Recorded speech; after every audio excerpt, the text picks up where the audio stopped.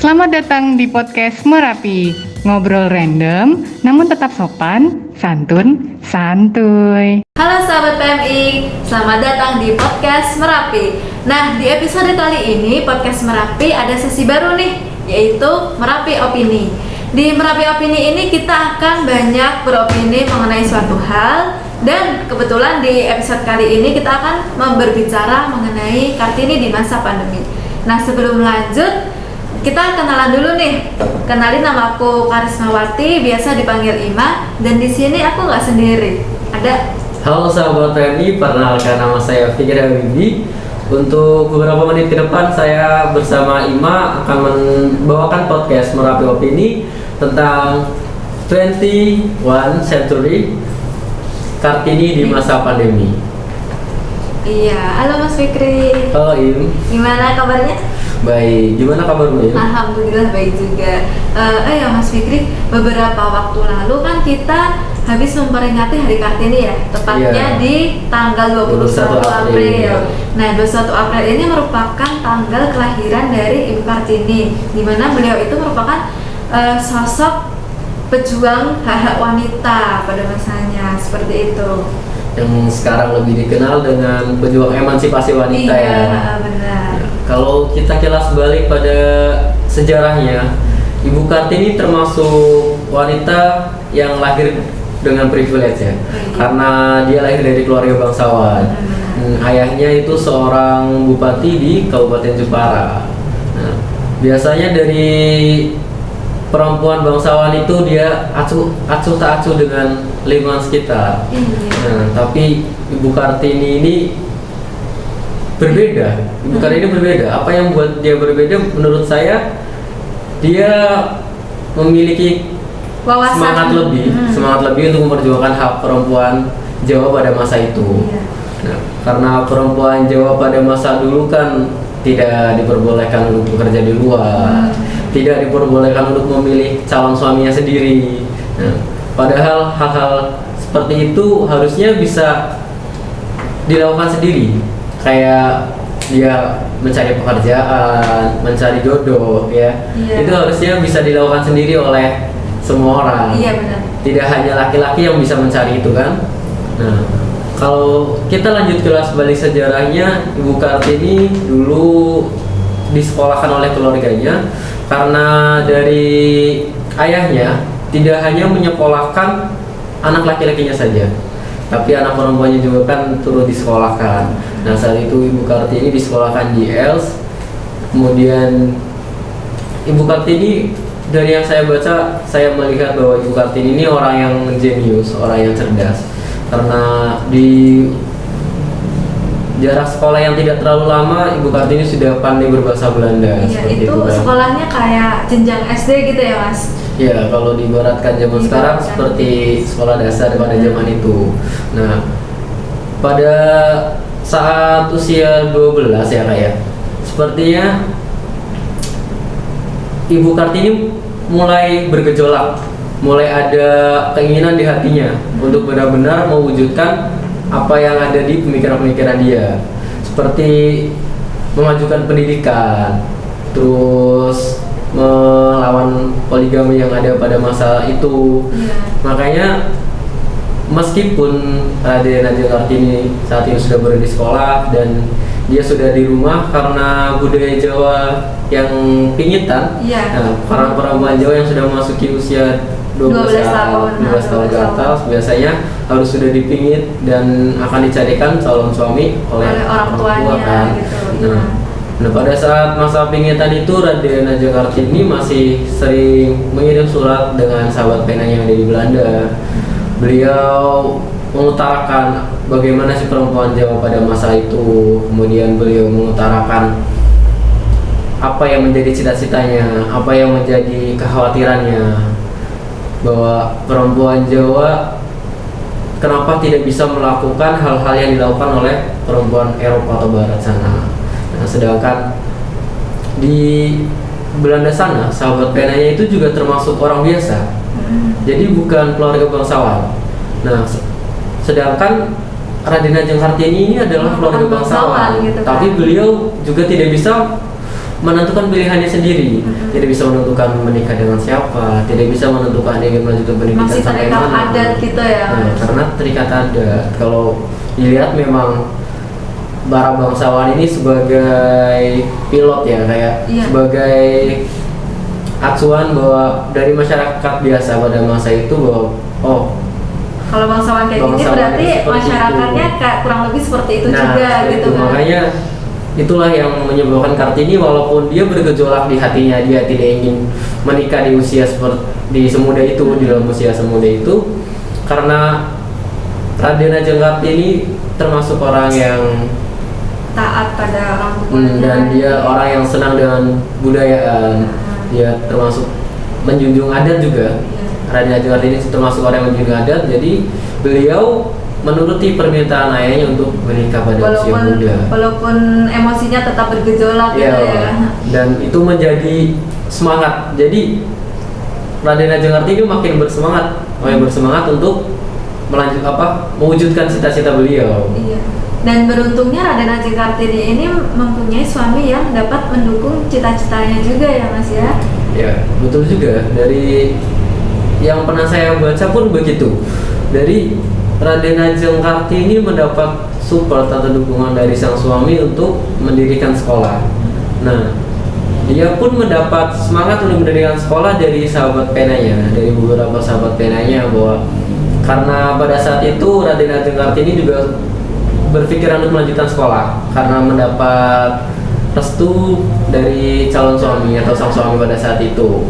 Nah, namun pada tahun ada surat balasan dari tempat Raden Ajeng Kartini mengajukan surat untuk melanjutkan sekolah, bahwa Raden Ajeng Kartini diminta untuk datang dan melanjutkan pendidikan di sana. Nah, tapi karena saat itu tinggal beberapa bulan menuju pernikahan, akhirnya Raden Ajeng Kartini menolak. Raden Ajeng Kartini itu menolak surat itu. menolak surat, dan dia lebih memilih menikah. Beliau lebih memilih menikah ya. Nah, untungnya sang suami itu Iya, benar. sangat mensupport. Jadi Raden Ajeng Kartini akhirnya tetap mendirikan sekolah dengan saudari perempuannya yang juga senang akan kemajuan. Mereka berdua mendirikan sekolah literasi, baca tulis seperti itu untuk para kaum wanita pada masa itu. Nah, kalau sekarang lagi masa pandemi, bagaimana ya sosok-sosok Kartini yang di masa pandemi ini? Seperti apa sih hal-hal yang bisa dilakukan untuk Kartini masa kini? Untuk waktu pandemi gini ya, kan sebelum pandemi nih udah banyak wanita karir yang dimana itu merupakan salah satu perwujudan cita-cita dari Raden Ajeng Kartini ini kan. Iya. Tapi waktu pandemi ini kan banyak wanita yang mereka jadi balik lagi ke rumah gitu, terutama yang wanita karir, mereka jadi double job, entah ngurusin yang karirnya ataupun ngurusin rumahnya itu.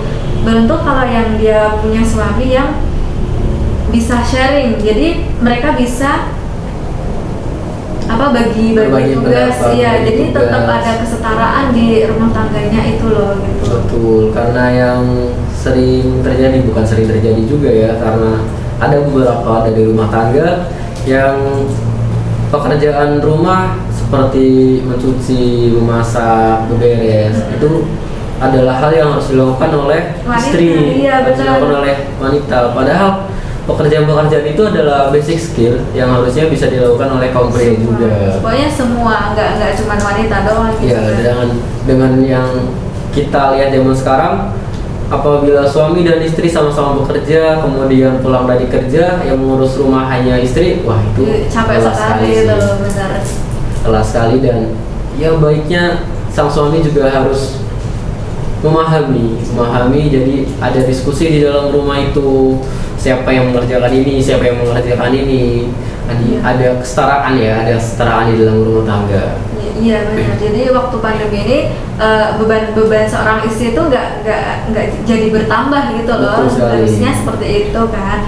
Terus juga ada juga nih, kan itu kan untuk wanita yang karir. Nah, kalau untuk yang dia seorang ibu rumah tangga, akhir-akhir ini kayaknya banyak juga industri rumah tangga yang dadakan gitu, kayak misal ibu rumah tangga itu berinisiatif untuk membuat produk apa, baru ya, produk iya. baru, ya menjual apa. Jadi mereka tetap kreatif gitu loh di dalam rumah gitu. Yang saya lihat sekarang sih banyak penjual masker baru ya. Iya, benar. Banyak penjual masker baru karena ini lagi pandemi. Ibu-ibu yang biasanya hanya nongkrong, ibu nggak nongkrong ya, ngerumpi ya. Ibu biasanya ngerumpi, ibu yang biasanya ngerumpi, jadi lebih produktif di rumah. Mereka menjahit masker Iya. dan menjualnya. Ada pula yang kelompok ibu-ibu, mereka turut saling iuran ya, saling iuran dan akhirnya membeli bahan menjahit masker dan mereka bagi kepada orang-orang yang kurang mampu, dan ada juga yang mendonasikan masker-masker mereka ke rumah sakit untuk para relawan medis. Iya, tapi itu nggak cuma ibu-ibu loh Mas, ada juga kaum muda, kaum milenial seperti kita juga, mereka juga banyak berkreatif juga. Mereka membuat produk, ikut membantu membuat masker ataupun membuat makanan-makanan yang bisa dijual seperti itu. Itu juga sering saya lihat juga ini ya, di Instagram, di Facebook, di platform sosial media lah. Nah, kan banyak anak-anak muda yang jualan. Banyak jualan gitu kan. Apalagi di bulan puasa ini banyak banget teman-teman juga yang tiba-tiba open pre-order Iya, takjil, benar. seperti Iya, itu. Dan biasanya bingung mau beli takjil di mana. Ada tempat yang jual gitu. Dan dia bisa ngantar. Dan banyak juga yang jual itu seorang wanita gitu kan Mas. Ya, memang kebanyakan dari teman-teman wanita ya. Nah, kalau menurut Ima nih, sosok Kartini di masa pandemi itu siapa ya? Untuk Bisa kita teladani. Untuk sosok, karena kita lagi di masa pandemi ya Mas ya, kita bisa menyorot ke kesehatan gitu. Kalau di kesehatan itu kan banyak ada dokter, perawat ataupun relawan yang di situ tuh nggak cuma laki-laki tapi juga ada perempuannya juga gitu. Jadi mereka juga selain di garda terdepan, mereka juga melanjutkan spirit si Kartini ini. Betul juga, karena dari perawat, dokter atau tenaga kesehatan lainnya tidak hanya laki-laki yang ada di sana ya, banyak perempuan juga yang ada di sana, dan semangat mereka juga tidak kalah hebatnya, tidak kalah membaranya dari kaum laki-laki, dan itu termasuk implementasi dari cita-cita Kartini tentang emansipasi wanita, kesetaraan gender untuk hal tersebut. Tapi selain dari tenaga medis dan garda terdepan di pandemi ini, ada juga sosok-sosok Kartini lain seperti misalnya ibu-ibu petani yang dimana mereka itu tidak bisa bekerja di rumah, jadi mereka tetap harus ke ladang, tetap harus ke sawah seperti itu. Jadi mereka harus tetap bekerja untuk menghidupi kehidupan di rumah seperti itu Mas. Jadi betul juga, karena tidak mungkin juga kita membajak sawah dari rumah ya, seperti online tidak bisa. Jadi para petani, pedagang mungkin ya, pedagang yang ada di pasar juga tidak bisa jualan dari rumah kan. Nah, saya sependapat dengan Ima kalau itu. Jadi para ibu-ibu yang bekerja di luar ruangan ya, di tengah pandemi ini bisa dijadikan sosok Kartini di masa pandemi, karena seperti cita-cita Raden Ajeng Kartini yang ingin mengedepankan pendidikan, tentang kesetaraan pendidikan laki-laki dan perempuan ya, seperti itu. Ya, ibu-ibu itu bekerja demi menghidupi ekonomi keluarga agar anaknya bisa bersekolah. Nah, itu termasuk bentuk implementasi dari cita-cita Raden Ajeng Kartini sendiri ya. Bener banget Mas. Wah, udah banyak waktu yang kita obrolin, nggak kerasa juga ya. Lumayan Banyak. Jadi mungkin dari opini kita ada yang masih kurang pas bagi sahabat PMI, atau mungkin sahabat PMI mau ikut beropini juga, bisa tulis di kolom komentar. Jangan lupa juga untuk like dan subscribe supaya nggak ketinggalan di episode-episode selanjutnya. Ikuti terus di IG-nya PMIDY di @PMIDY supaya mendapat informasi-informasi yang lebih banyak lagi seperti itu ya Mas. Ya, betul sekali. Mungkin untuk episode kali ini sampai sini saja. Dari kami Cukup sekian. sekian. Ya, sampai jumpa di podcast selanjutnya. Dadah.